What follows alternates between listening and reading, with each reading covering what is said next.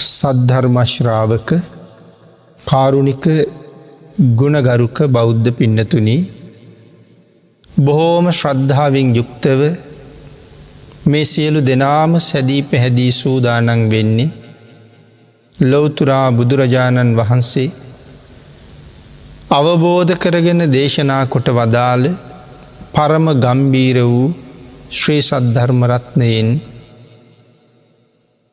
යම් ප්‍රමාණයක් දේශනා කරවගෙන ශ්‍රවණය කිරීම සඳහා බොහෝම ශ්‍රද්ධාවෙන් ධර්ම ශ්‍රවණය කරන්න සූදානන් වෙන සැදැහැවත් පින්වතුන්ට මහත් වූ බලාපොරොත්තුවක් පෙරදැරි කරගෙන ධර්ම ශ්‍රවණය කළ යුතු බව අපේ බුදුරජාණන් වහන්සේ දේශනා කොට වදාළ. ඒ බලාපොරොත්තුව තමයි මේ ධර්ම දේශනාව ශ්‍රවණය කරන අතරතුරදීම මාගේ පංච නීවරණ ධර්මයන් යටපත් වේවා, සප්ත බෝධ්‍යාංග ආදී ධර්මයන් වැඩි දියුණු වේවා, මේ දේශනාව අතරතුරදීම මට උතුම් මාර්ගයක් ඵලයක් අවබෝධ වේවා කියන ප්‍රාර්ථනාව. ඒ ප්‍රාර්ථනාව මුදුන්පත් කර ගැනීම වෙනුවෙන්ම අපි ධර්ම ශ්‍රවණය කරමු.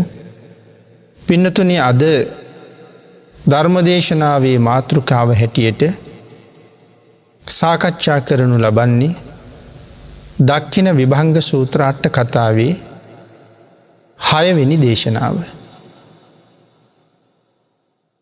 5 වෙනි ධර්මදේශනාව නිමා කරනකොට අපි සිහිපත් කරන්නට යෙදුනා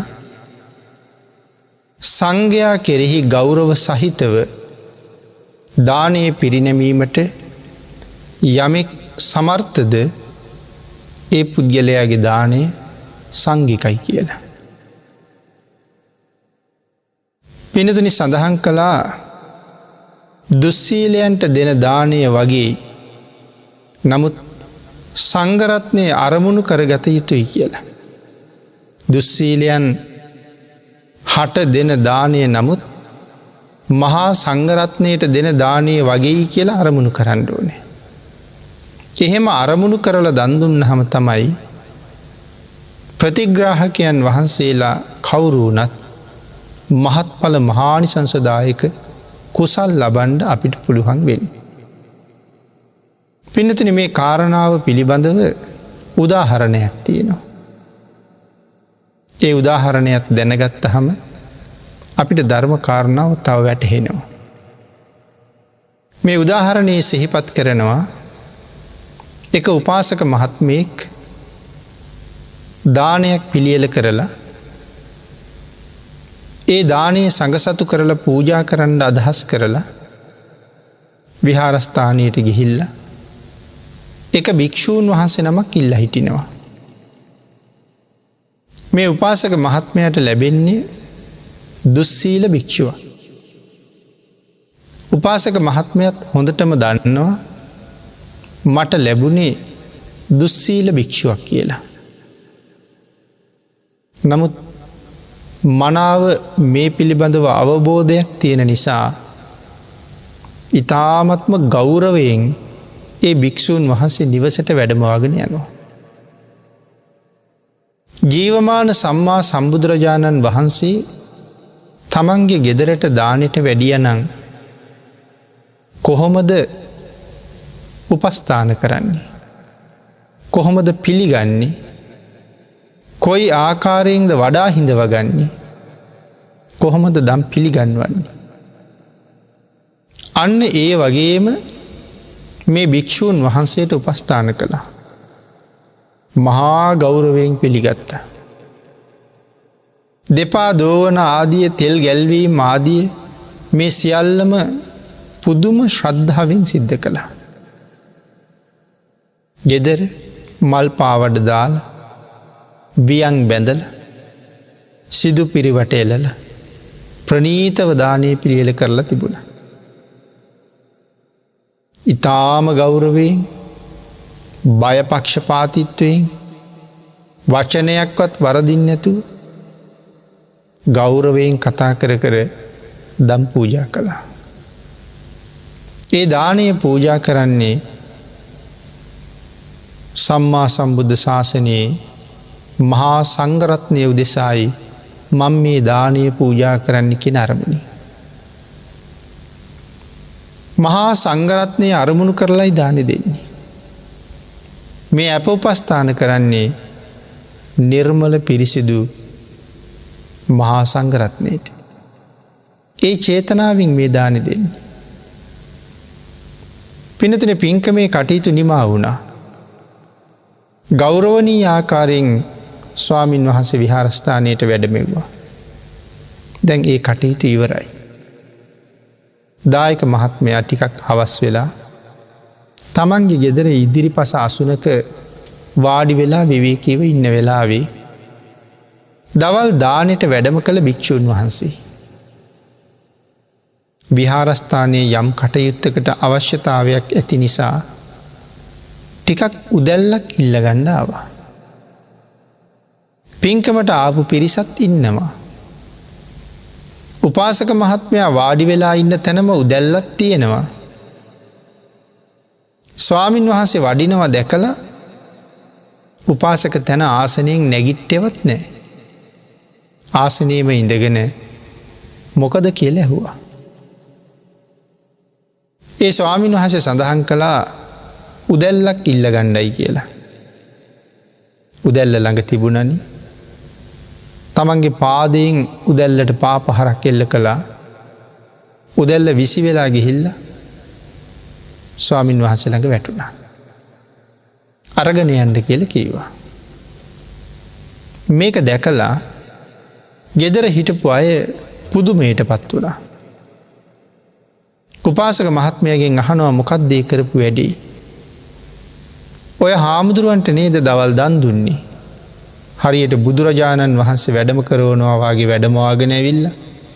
ඒ තරන් මහා සංග්‍රහයක් කරලා දන්දීල නමුත් දැන් සලකපු හැටි. ඒ වෙලාව සඳහන් කළා මම ඒ වෙලාවෙ දන් දුන්නේ මහා සංඝරත්නයට. නමුත් මම උදැල්ල දුන්නේ දුස්සීල භික්ෂූකට. ඒ කාරණා දෙක අතරේ වෙනසක් තියෙනවා කියලා. දුස්සීල භික්ෂුවක් ලැබිලා නමුත් මහා සංඝරත්නය අරමුණු කරලා දන් දෙන්න පුළුවන්නම් ඒ දානයේ මහත්ඵල මහානිසංස දානයක් බවට පත්කරගන්න පුළුවන් කියන කාරණාව ධර්මයේ මනාව පැහැදිලි කරලා තියෙනවා. හැබැයි ඒ සඳහා දායකයා තුළ මනා වූ ප්‍රඥාවක් තිබිය යුතුයි. පින්නතුනි මේ කාරණා ගැන මෙහෙම කල්පනා කරනකොට වර්තමානයේ අපි දෙන බොහෝ දාන සංඝික වුණාද කියන කාරණාව ආපහු හිතන්න ඕනේ. කාසාව කණ්ඨකයන්ට දීලා කොහොමද අසංඛ්‍යයි ආනිසංස ලබන්නේ කියලා ඇහුවහම උත්තරයක් දෙනවා. සාරිපුත්ත මොග්ගල්ලාන යන අග්‍ර ශ්‍රාවකයන් වහන්සේලා 80 මහා ශ්‍රාවකයන් වහන්සේලාම තමයි ඒ දානීය නියෝජනය කරන්න කියලා. දන් දෙන්නේ කාසාව කණ්ඨකයන්. එතකොට ආනිසංස ලැබෙන්නේ කොහොමද කියලා අහපුවහමයි සඳහන් කරන්නේ අග්‍ර ශ්‍රාවකයන් වහන්සේලා ඇතුළු 80 මහා ශ්‍රාවකයන් වහන්සේලාට ආර්ය මහා සංඝරත්නයටයි ඒ දානය දෙන්න කියලා. එතකොට අහනවා උන්වහන්සේලා පිරිනිවන් පාල බොහෝ කල් නේද කියලා. නැවත උත්තරයක් දෙනවා ඔව්. නමුත් මහා සංඝරත්නය අරමුණු කරහම මුල වැඩඉන්නේ උන්වහන්සේලාම තමයි කියලා. පිනතුනි අද දක්වාම වැඩඉන්න රහතන් වහන්සේලා මේ දානය පිරිසිදු කරනවා. අපි දානයක් පූජා කරනකොට මහා සංඝරත්නය අරමුණු කරහම අපේ අරමුණ පිහිටන්නේ සැරියුත් මුගලන් මහරහතන් වහන්සේලා අග්‍ර ශ්‍රාවකයන් වහන්සේලා ප්‍රධානව 80 මහා ශ්‍රාවකයන් වහන්සේලාට. එදා ඉඳලා අද දක්වාම මේ ශාසනයේ වැඩ ඉන්නවා නම් මහරහතන් වහන්සේලා. ඒ මහරහතන් වහන්සේලා අරමුණු කරලයි වර්තමානිත් ශාසනය ගුණපුරණ භික්‍ෂු මහසංඝරත්නයත් එකතු කරගෙන අපි මේ දන් දෙන්නේ. ආං ඒ නිසයි අපේ දානයේ මහත් පල වෙන්නේ මහානිසංස වෙන්නේ කියලා කරුණු සඳහන් කරනවා. පිනතුන නමුත් ඊළඟට මෙතන සංඝරත්නයේ ආකාර 3ක් ගැන සඳහන් කරලා තියෙනවා. ආකාර 3ක් ගැන සඳහන් කරාම කවුද ඒ පළවෙනි කොටස තමයි බුදුරජාණන් වහන්සේ ප්‍රමුඛව එදා වැඩ සිටිය සංඝරත්නය. දෙවනුවට සඳහන් කරනවා මේ කාලි එහෙම කියන්නේ මේ අට කතාව ලියන කාලි වැඩ ඉන්න මහා සංඝරත්නය එදා ඉඳලා අද දක්වාම මේ ශාසනය වැඩ ඉන්න මහා සංඝරත්නය දෙවනියට සඳහන් කරනවා. තුන්වෙනුවට සඳහන් කරනවා අනාගතයේ වැඩ ඉන්න කාසාව කණ්ඨක සංඝරත්නය ආදී වශයෙන් සංඝරත්න 3ක් වැඩ ඉන්නවා කියලා. එතකොට සඳහන් කරනවා භාග්‍යතුන් වහන්සේ වැඩ ඉන්න කාලේ වැඩ හිටිය අග්‍ර ශ්‍රාවකයන් වහන්සේලා 80 මහා ශ්‍රාවකයන් වහන්සේලා බුදුරජාණන් වහන්සේ ප්‍රමුඛව උන්වහන්සේලාගේ තිබිච්ච ගුණය කොයිතරම්ද? ඒ ගුණය තරමටම මේ කාලේ වැඩ ඉන්න සංඝයාගේ ගුණ අනන්තයි කියලා කල්පනා කරන්න එපා කියනවා. මේ කාලේ හැටියට හිතන්න කියලා කියනවා. අනාගතයේ ඇතිවෙන කාසාව කණ්ඨක කියන සංඝරත්නයේ ගුණ මේ කාලේ වැඩ ඉන්න සංඝයාගේ ගුණේ තරම් හිතන්න එපා කියලා කියනවා. නමුත් පින්නතුනි මේ සංඝරත්න 3 සමානයි කියලා කොහොමත් හිතන්න එපා කියලා පැහැදිලි කරනවා. හේතුව තමයි ගුණ වශයෙන් සමාන නැති නිසා. භාග්‍යතුන් වහන්සේගේ කාලේ වැඩ හිටපු සංඝරත්නය කොහොමද? මේ කාරණාව සඳහන් කරන කාලේ ඉඳලා අද දක්වා වැඩ ඉන්න සංඝරත්නය කොහොමද? අනාගතයේ වැඩ ඉන්න කාසාව කණ්ඨක සංඝරත්නය කොහොමද? මේ සංඝරත්න 3 ගුණ වශයෙන් සමාන නැහැ. එහෙමනම් පින්නතුනි ඒ කාලේ හැටියට මේ කාරණාව කතා කරන්න කියලා සඳහන් කරන්නේ ඒකයි. ඊළඟට කියනවා පින්නතුනි යම් කෙනෙකුට සංඝරත්නයේ අරමුණු කරලා දන් දෙන්න පෘථග්ජන ශ්‍රමණයෙක් ලැබෙනවා. ඒ වගේම පෞද්ගලිකව දන් දෙන්න සෝවාන් වහන්සේ නමක් ලැබෙනවා. එහෙම වුණොත් පෞද්ගලිකව සෝවාන් වහන්සේට දෙන දානයට වඩා සංඝ සතුමය වශයෙන් පෘථග්ජන භික්ෂූන් වහන්සේට දෙන දානයේ මහත් ඵලයි කියලා. සෝවාන් වහන්සේ නමකට දානයක් දෙන්න ලැබුණොත් ආනිසංසයේ කොයිතරම් උසස් වෙනවද කියන කාරණාව මේ ශාසනීය දානයේ පිළිබඳව පැහැදිලි කරපු බොහෝ තැන්වලින් අපි අහලා දන්නවා. නමුත් පින්නතුනි ඒ සෝවාන් වහන්සේට දන් දෙන්නේ පෞද්ගලිකව.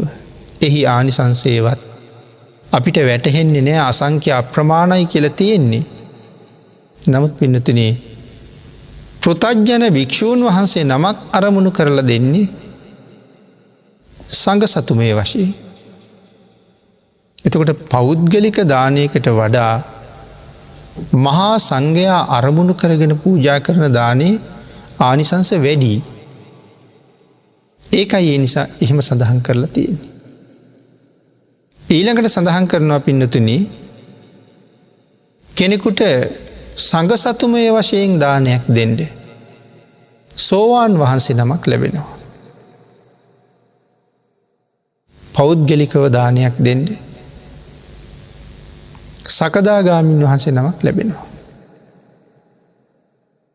සෝවාන් වහන්සේට දෙන සංඝසතුමය දානය මහත් පලයි. පෞද්ගලිකව දෙන සකදාගාමින් වහන්සේට දෙන පෞද්ගලික දානයට වඩා. පිනතුනි සඳහන් කරනවා සංඝ රත්නය අරමුණු කරලා දන්දෙන්ට දක්ෂ කෙනා සෝවාන් වහන්සේට දෙන දානයේ ආනිසංසේ මහත් පල කරගන්නවා.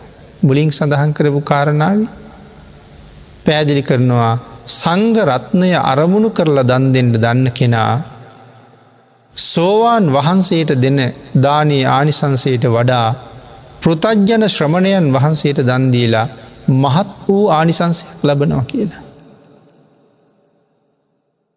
සංඝරත්නයෙන් මට එක නමක් දෙන්න කියලා සෝවාන් වහන්සේ නමක් ලබල පෞද්ගලිකව දන් දෙන්න සකදාගාමීන් වහන්සේ නමක් ලැබුවත් එසේ මයි කියල සඳහන් කරනවා.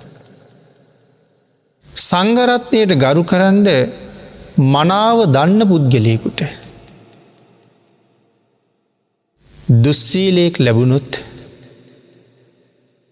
පුද්ගලිකව දානයක් දෙන්න රහතන් වහන්සේ නමක් ලැබුණ දුස්සීලයෙක් ලැබිල තියෙනවා සාංගිකව දානයක් දෙන්න. මහරහතන් වහන්සේ නමක් ලැබිල තියෙනවා පෞද්ගලිකව දානයක් දෙන්න. පෞද්ගලිකව මහරහතන් වහන්සේට දෙන දානයට වඩා මහා සංඝයා අරමුණු කරලා දුස්සීල භික්ෂුවකට දෙන දානය මහත් පලයි. හේතුව තමයි අරමුණු කරලා තියෙන්නේ මේ ශාසනයේ නියෝජනය කරන මහා සංඝරත්නය. මහා සංඝරත්නය කියල කියහම සීමාවක් නෑ. රහතන් වහන්සේ නමක් කියල කියහම එක්කෙනයි. ඒ හින්ද මේ දානයේ මහත් පල කරගණ්ඩ දායකයට මහත් වූ ප්‍රඥාවක් තිබිය යුතුයි කියන කාරණාවක් සිහිපත් කරන්නේ නිසා. යම් තැනක දේශනා කරලා තියෙනව නං මහරජ සිල්වතාට දෙන දානයේ දුසිල්වතාට දෙන දානයට වඩා මහත් පලයි කියලා අන්න ඒ ක්‍රමය අතහැරලා මේ කාරණාව සඳහන් කරලා තියෙන බව පැහැදිලි කරනවා. සිල්වතාට දෙන දානයේ දුසිල් කෙනෙකුට දෙන දානයට වඩා මහත් පලයි. එහෙම ධර්මයේ සඳහන් කරලා තියෙනවා. නමුත් මෙතන විස්තර කරනකොට ඒ ක්‍රමය අත්හැරිය කියලා අට්ට කතාව සඳහන් කරනවා. ඇයි ඒ ක්‍රමය අත්හැරී දුසිල් කෙනාට දෙනවා නමුත් අපේ හිතේ අරමුණු කරලා ඉන්නේ මහා සංඝරත්නය. මහා සංඝරත්නය ඇතුළේ පින්නතුනේ දුස්සීලියෝ නෑ කියලා අපි කලින් මේ දේශනා මාලාවේ පැහැදිලි කරලා තියෙනවා. මහා සංඝරත්නය ඇතුළේ දුස්සීලියෝ නෑ. දුස්සීල සංඝයා කියලා ජාතියක් මේ ශාසනය නෑ. යමෙක් එහෙම සඳහන් කරනවා නම් ඒ ශාසනය ගැන දන්නේ නැති කෙනෙ. දුස්සීලයි කියල කියන්නේ පාරාජිකා වෙච්ච කෙනෙකුට. පාරාජිකාවුනුත් විතරයි දුස්සීල. උපසම්පදා භික්‍ෂූන් වහන්සේට තියෙන පාරාජිකාපත්තීන් 4 යම් භික්‍ෂූන් වහන්සේ නමක් රැකගෙන 220 ගානක් ප්‍රාතිමෝක්ෂයේ තියෙන ඉතුරු ශික්ෂාපද සියල්ලම කැඩිල ගිහිල්ල තිබුණත් උන්වහන්සේට දුස්සීලයි කියන්න බෑ කියන කාරණාව සඳහන් කරනවා. එවන් භික්‍ෂූන් වහන්සේලාට දුස්සීලියෝ කියලා නෙමෙයි කියන්නේ. ලැජ්ජ නැති භික්‍ෂූන් කියලා. දුස්සීල කියල කියන්න බෑ. එම අවසරයක් දීල නෑ භාග්‍යවතුන් වහන්සේ. පාරාජිකා වුණොත් ශාසනයට අයිති නෑ. පාරාජිකා වෙනවාත් එක්කම පැවිද්ද අහිමි වෙනවා. පැවිද්ද අහිමි වුණා කියල කියන්නේ මේ ශාසනය ඇතුළේ නෙමෙයි එයා ශාසනයෙන් එලියට ගිහිල්ල ඉන්නේ. ඒ පුද්ගලයාට ශාසනය දොර වැහිලයි තියෙන්නේ. නමුත් සිවුරු පොරවගනයි ඉන්නේ. හිස මුඩු කරලයි ඉන්නේ. ඒ නිසා ඔහු ගිහියෙක් නෙමෙයි. නමුත් සංඝරත්නයට අයිතිත් නෑ ශාසනය දොරත් වැහිලයි තියෙන්නේ. ඒ හින්දා ඔහු පැවිද්දෙකුත් නෙමෙයි. එහෙම අයට කියන්න කීවේ හිස මුඩු කරගත්ත ගිහියෙක් කියලා. මොකද ගිහියෙකුත් නෙමෙයි පැවිද්දෙකුත් නෙමෙයි. හිස මුඩු කරගත්ත ගිහියෙක්. ඒකයි මෙතන මේ සඳහන් කළේ. දුස්සීලයෙකුට දෙනවා නමුත් මහා සංඝරත්නය අරමුණු කරලා දෙනකොට මහා සංඝයාට දුන්න ආනිසංසය තමයි ලැබෙන්නේ. ඊළඟට පින්නතුනි මෙතන සඳහන් කරනවා ඒ දානයේ මහා සංඝරත්නයට දුන්න නිසා මහත් ඵල වුණා. නමුත් සංඝරත්නය අරමුණු කරලා දෙන මේ කිසිම දානයක් බුදුරජාණන් වහන්සේට දෙන පෞද්ගලික දානය තරම් මහත් ඵල නැහැ කියලා. ඒ කාරණාව අපි මුලින් පැහැදිලි කරගෙන ආවා. පෘථග්ජන භික්ෂුවක් ලැබිලා සංඝ සතුව දන් දෙන්න පෞද්ගලිකව දන් දෙන්න සෝවාන් වහන්සේ නමක් ලැබිලා. පෞද්ගලිකව සෝවාන් වහන්සේට දෙන දානයට වඩා සංඝ සතුමේ වශයෙන් පෘථග්ජන භික්ෂුවකට දෙන දානේ මහත්ඵලයි. තව කෙනෙකුට දුස්සීල භික්ෂුවක් ලැබිලා සංඝ සතුමේ වශයෙන් දානයක් දෙන්න. පෞද්ගලිකව දන් දෙන්න රහතන් වහන්සේ නමක් ලැබිලා. රහතන් වහන්සේට දෙන පෞද්ගලික දානයට වඩා සංඝ සතුමේ වශයෙන් දුස්සීලයන්ට දෙන දානේ මහත්ඵලයි. ඊළඟට සඳහන් කළා හිතන් දෙපා බුදුරජාණන් වහන්සේට දෙන පෞද්ගලික දානය තරං මේ ශාසනයේ මොන දානයක්වත් මහත්ඵලයි කියලා. භාග්‍යතුන් වහන්සේ ඉන්න නිසා. භාග්‍යතුන් වහන්සේ වැඩ ඉන්න සංඝ සතු දාන ගැන නෙමෙයි මේ කියන්නේ. මහා සංඝරත්නය අරමුණු කරලා දෙන සංඝ සතු දානයට වඩා භාග්‍යතුන් වහන්සේට තනියම පූජා කරන පෞද්ගලික දානය ආනිසංස වැඩි. ඒක පින්නතුනි මෙහෙම සඳහන් කළා. මුළු ජම්බුද්වීපයම බෙර ඇහැක් වගේ සමතලා කරලා. මුළු ජම්බුද්වීපය පුරාම සෝවාන් වහන්සේලා පේලි 10ක්. අනාගාමීන් වහන්සේලා පේලි 5ක්. සකදාගාමීන් වහන්සේලා පේලි 5ක්. අනාගාමීන් වහන්සේලා පේලි 2.5ක්. රහතන් වහන්සේලා පේලි 1.5ක්. පසේ බුදුරජාණන් වහන්සේලා පේලි 1ක්. ජම්බුද්දීපේ වඩා හිඳුව. අපි කියමු දඹදිව වටේට කියලා. මුළු ජම්බුද්දීපේ වට කරලම සෝවාන් වහන්සේලාගෙන් පේලි 10ක් රවුමට රවුම් 10ක් වැඩ ඉන්නවා. ඊළඟට සකදාගාමීන් වහන්සේලාගෙන් පේලි 5ක් රවුමට වැඩ ඉන්නවා. අනාගාමීන් වහන්සේලාගෙන් පේලි 2.5ක් රවුමට වැඩ ඉන්නවා. මහරහතන් වහන්සේලාගෙන් පේලි 1.5ක් රවුමට වැඩ ඉන්නවා. පසේ බුදුරජාණන් වහන්සේලා 1 රවුමක් වැඩ ඉන්නවා. ලෞතුරා බුදුරජාණන් වහන්සේ මැද්දේ තනියම වැඩ ඉන්නවා. එහෙමනම් සෝවාන් වහන්සේගේ ඉඳලා පසේ බුදුරජාණන් වහන්සේ දක්වා සංඝ සතුමේ වශයෙන් දානයක් දෙනවා. ලෞතුරා බුදුරජාණන් වහන්සේට තනියම පෞද්ගලික දානයක් දෙනවා. භාග්‍යතුන් වහන්සේට තනියම පූජා කරපු පෞද්ගලික දානයේ ආනිසංසය තරම් අර සියලු දෙනා වහන්සේට දුන්න දානයේ ආනිසංසය බලවත් නෑ කියලා දේශනා කරනවා. තවත් එක කාරණාවක් සඳහන් කරනවා රතන සූත්‍ර අට කතාවේ. එතන පැහැදිලි කරනවා පින්නතුනි මුළු ජම්බුද්වීපය පුරාම පසේ බුදුරජාණන් වහන්සේලා නිසීදනය එක ළඟ එලලා පසේ බුදුරු ජම්බුද්වීපය පුරාම වඩා හිඳවනවා. ඒ වැඩ හිටියාම හරියට දනහිසෙන් දනහිස එකට ගැටෙනවා.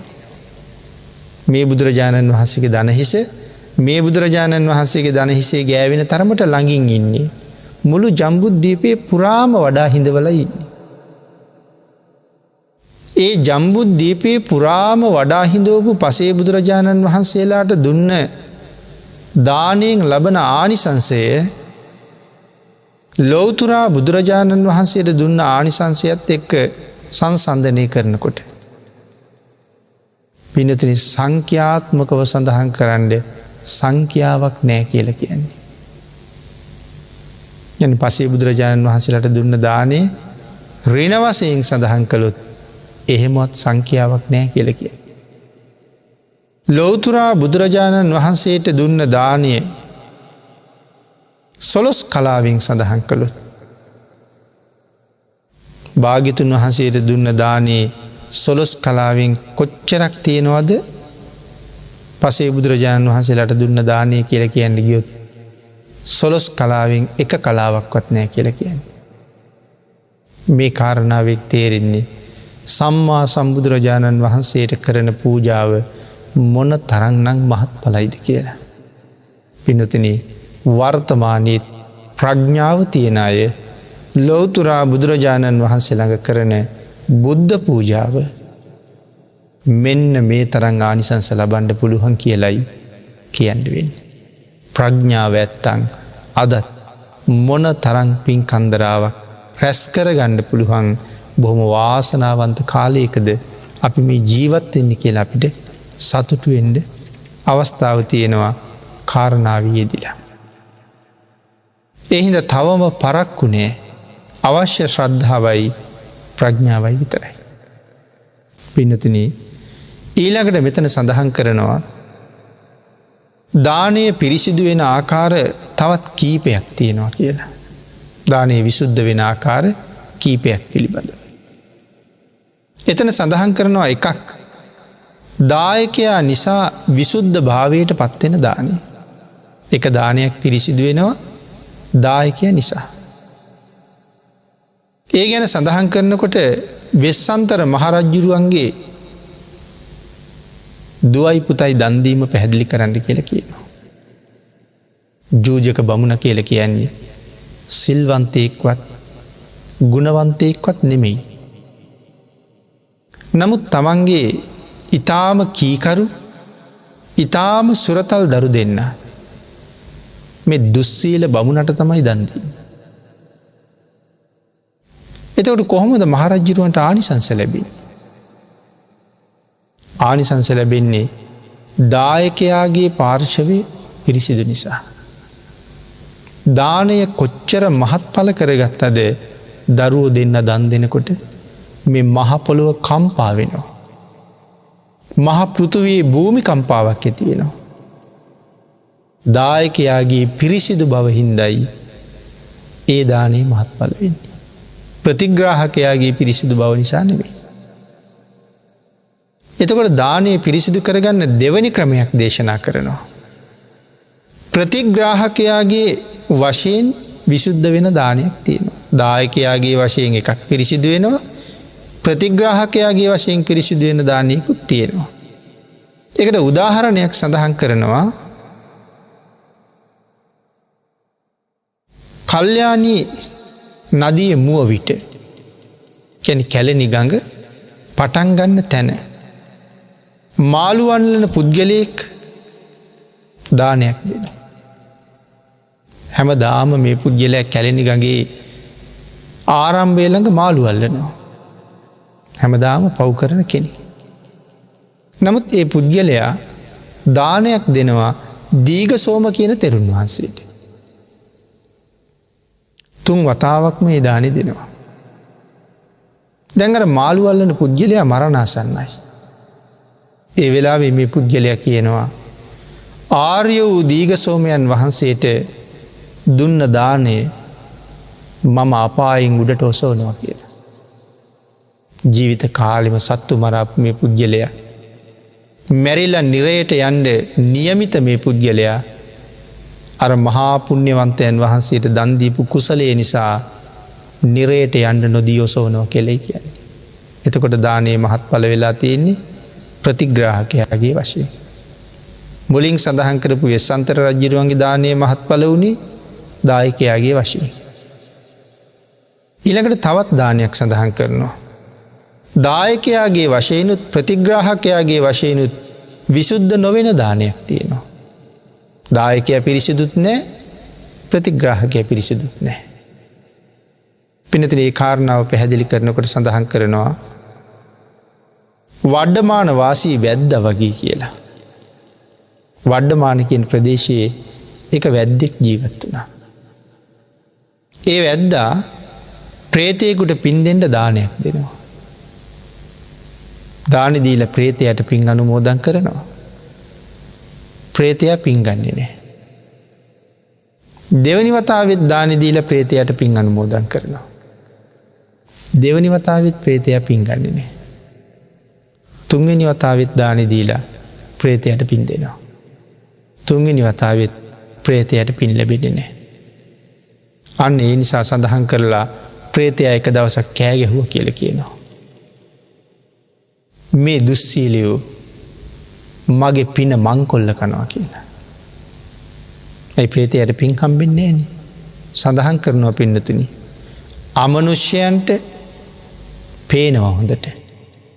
සිල් ඇත්තේ කාටද සිල් නැත්තේ කාටද කියලා. සිල් නැති අයට දන් දීලා මියගිය අයට පින් දුන්නහම ඒගොල්ලෝ පින් ගන්නේ නැහැ කියලා සඳහන් කරනවා. හේතුව සතුටු වෙන්න බැරි හින්දා. හිතේ ප්‍රීතියක් උපදින්නේ නැති හින්දා. මේකට තව කාරණාවක් සඳහන් කරනවා. අජාසත්ත රජ්ජුරුව එක දවසක් මාලිගාවේ ඉන්නකොට රජ්ජුරුව දකිනවා ප්‍රේතයෙක් ඉක්මනට ගමනක් යනවා. රජ්ජුරුව අහනවා කොහෙද හදිස්සියේම යන්නේ කියලා.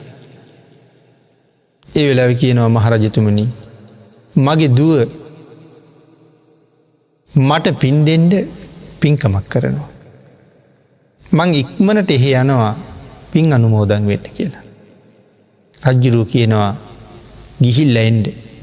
පින් ලැබුණේ නැත්තම් යන ගමන් මට කියන්න කියලා. ටික වෙලාවක් යනකොට ප්‍රේතයා ඉක්මනට ආපහු එනවා. රජ්ජුරුව කල්පනා කළා ඉක්මනට මේනවනි. රජ්ජුරුව ඇහුවා ඇයි පින් ගත්තද කියලා. ප්‍රේතයා කියනවා නෑ මහරජතුමනි. දන් දුන්නේ දුස්සීලයන්ට. ප්‍රේතයා හිතාගෙන ගිහිල්ලා තියෙන්නේ භික්ෂු මහා සංඝරත්නයට දන් දෙයි කියලා. නමුත් දුව දානෙට ගෙදරට කැඳවලා තියෙන්නේ මේ බමුණු පඬිවරු. ඉතින් ඒ නිසා කියනවා තිසරණත් නෑ පන්සිලුත් නෑනේ. ඒ නිසා කියනවා දුස්සීලයන්ට දන් දුන්නේ. මට පින් හම්බුන්නේ නෑ. මේ ප්‍රේත ආත්මවල ඉන්න අය අකමැතිලු දුස්සීලයන්ට දීලා දෙන පින තමන්ට දෙනවට. ඒක ලබන්න කැමති නෑ කියලා කියන්නේ හිතේ සතුටක් නෑ දුස්සීලයන්ට දන් දෙන්න. ඒ හින්දා එහෙම කාරණාවක් සඳහන් කරලා මේ වඩ්ඩමාන වාසී වැද්ද තුන්වෙනි පාරත් අර දුස්සීල භික්ෂුවට දන් දෙනකොට ප්‍රේතයා කෑ ගහලා කියනවලු මගේ පින මංකොල්ල කනවා කියලා. පිනතුනි ඊළඟට සඳහන් කළා දුස්සීලෝ මං විලුම්පති කියලා තියෙන්නේ මගේ පින මංකොල්ල කනවා කියලා කෑ ගහපු හැටි. ඊළඟට කියනවා දායකයාගේ වශයෙන් දානේ විසුද්ධ වෙනවා කියන එකට තවත් උපමාවක්. මෙතන සඳහන් කරනවා ඊටාම දක්ෂ ගොවියෙක්. ඒ ගොවියට ලැබිලා තියෙනවා කුඹුරක්. ඒක ඊටාම නිසරු කුඹුරක්. නමුත් මේ ගොවියා මේ නිසරු කුඹුර සුදුසු කාලේ මනාව සුද්ධ කරනවා. සුදුසු කාලේම කුඹුර හානවා. සුදුසු කාලේම කුඹුර වපුරනවා. සුදුසු කාලයේ වතුර හරවලා තියෙනවා. සුදුසු කාලයේ පොහොර යොදලා තියෙනවා. මනාව කුඹුරට ආරක්ෂාව සපයලා තියෙනවා. පින්නතුනි කුඹුර වෙනදට වඩා හොඳට පැහැෙනවා. වෙනදා ඊටාම සරුසාර කුඹුරු වගා කරලා ඒ ගොවියෝ ගත්ත අස්වැන්නට වැඩිය මේ නිසරු කුඹුර මනාව වගා කරලා මේ දක්ෂ ගොවියා අර සරුසාර කුඹුරු වලින් අස්වැන්න ගත්ත ගොවියන්ට වඩා ලොකු අස්වැන්නක් ගත්ත කියලා කියනවා. ඒක තමයි මෙතන උපමාවට පෙන්වන්නේ. දානේ පිළිබඳව මනාව දන්නවනම් දායකයා ප්‍රතිග්‍රාහකයාගේ සීලය ගැන හිතන්නේ මොකද තමන් හොඳටම පිරිසිදුයි. එනම් තමන්ගේ වශයෙන් දානයේ මහත්ඵල කරගන්නවා. දායකයාගේ වශයෙන් දානයේ විසුද්ධ වෙනවා කියලා කියන්නේ අං ඒකටයි කියලා කරුණු සඳහන් කරනවා. පින්නතන ඊළඟට අට කතාවේ පැහැදිලි කරනවා රහතන් වහන්සේ නමකට දෙන දානය ඉතාමත්ම අග්‍රයි.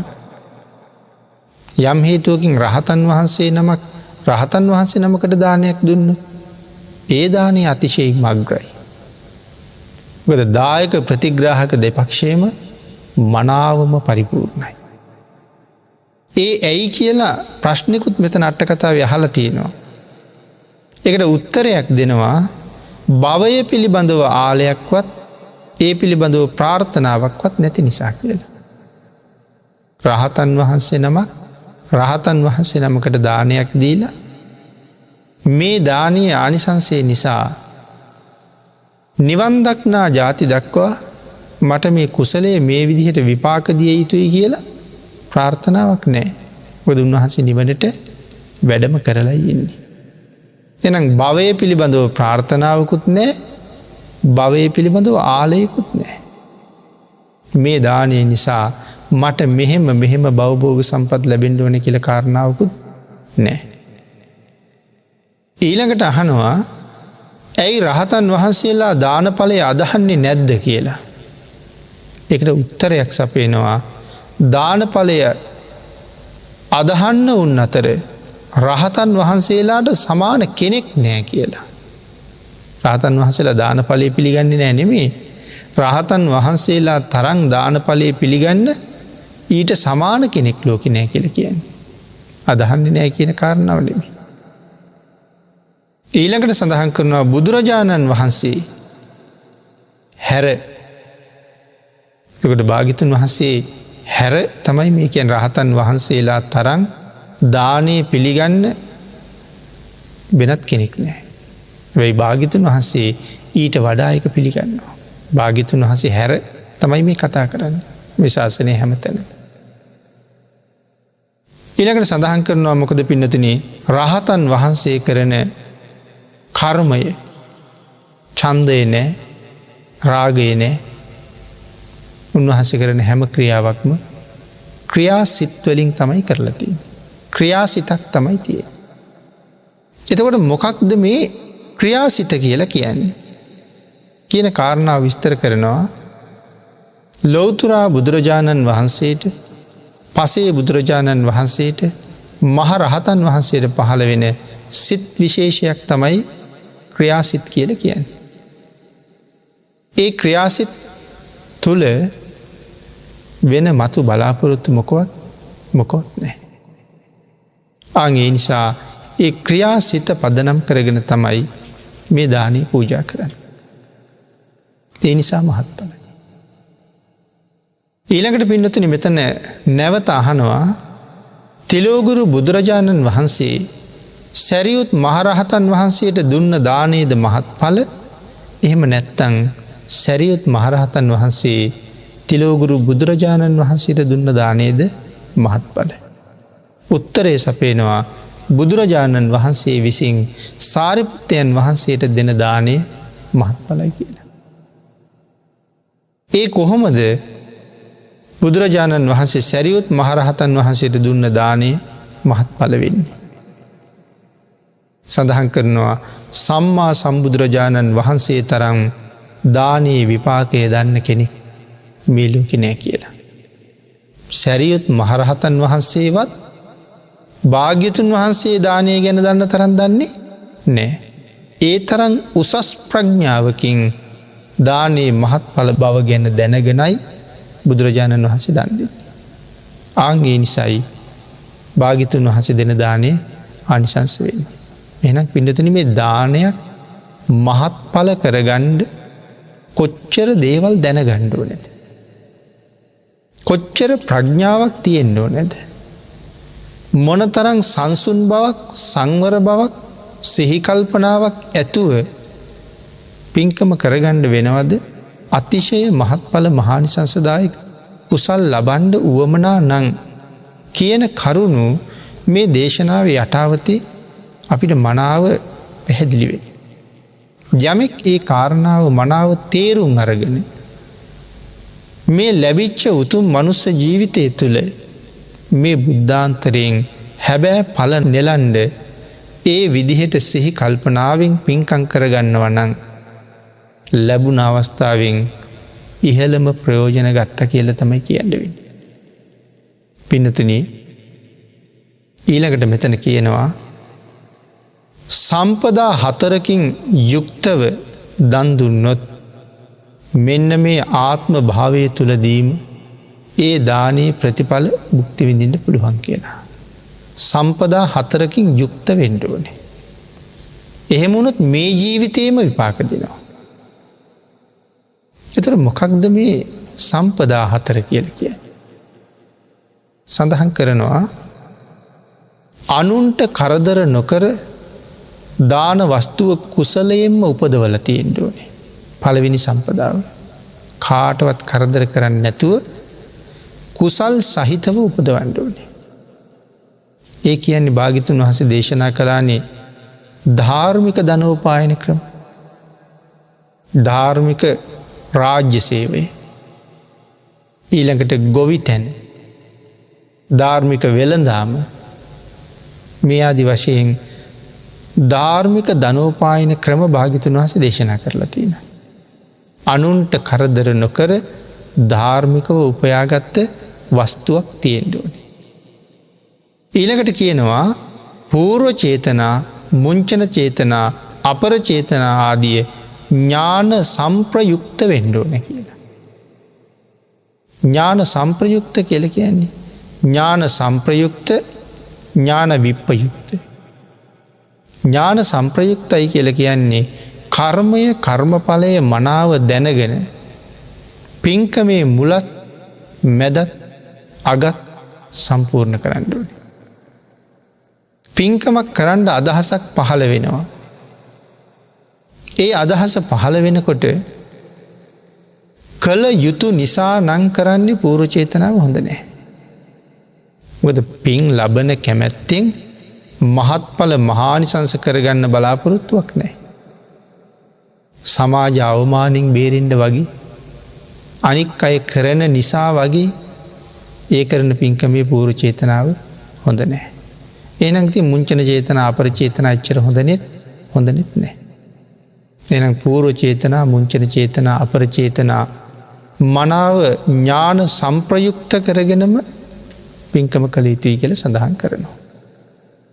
පින්නතුනි අද ධර්මදේශනාවට වෙන් වෙලා තියෙන කාලය නිමා වෙලා තියෙන නිසා දක්ඛින විභංග සූත්‍රය ආශ්‍රයෙන් සිදු කෙරෙන 6 වෙනි ධර්මදේශනාව අපි මේ විදිහට නිමා කරමින් මේ සූත්‍ර අට කතාවෙන් පැහැදිලි කරපු දහම් කරුණු තව ප්‍රමාණයක් 7 වෙනි දේශනාවෙන් සාකච්ඡා කරන්න බලාපොරොත්තු වෙමින් ධර්ම දේශනාව නිමා කරමු.